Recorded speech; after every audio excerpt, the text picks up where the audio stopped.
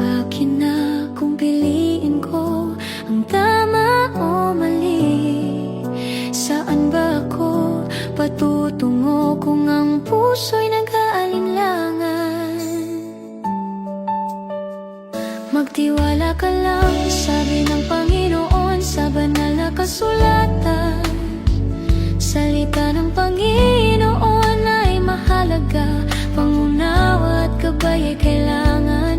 Kahit gaano kaliit ang iyong paniniwala, magiging mabuting impluwensya sa kapwa. Tulad ng bundok, hindi madaling matitinag, mananatiling buo